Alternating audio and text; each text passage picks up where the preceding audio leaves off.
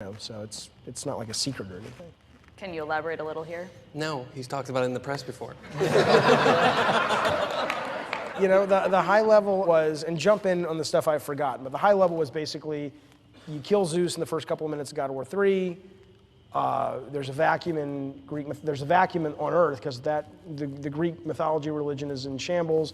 The other religions and gods rush in, Norse mythology, Egyptian mythology, to kind of take over that place now that Zeus is no longer a power.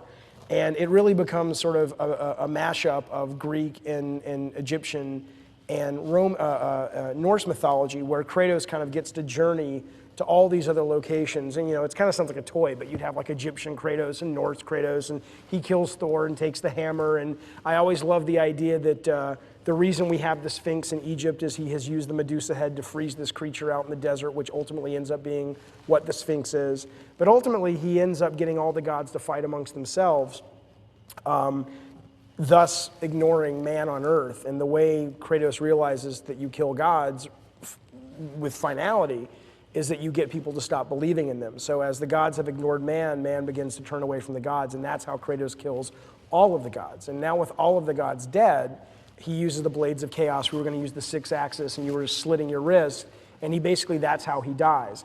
And the last scene is like sawing a log.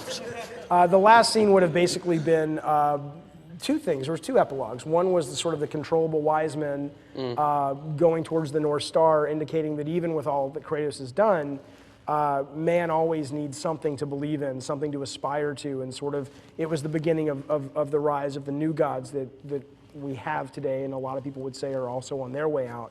And then there was a second epilogue. Controversial. There was a second epilogue where ultimately what happened to Kratos, and we had talked about, I know it's been attributed to different people, but the ultimate idea was that the blades of chaos were ultimately melted down to become the Grim Reaper's scythe, and Kratos becomes the Grim Reaper. And that was the ultimate way, correct, that we had planned on ending the whole God of War. That was the way you planned on ending it. Well, come on, it was in God of War 2 no, we had talks. What I was setting up in 2 was this idea that Athena had died and was the first person in the pantheon of gods to actually have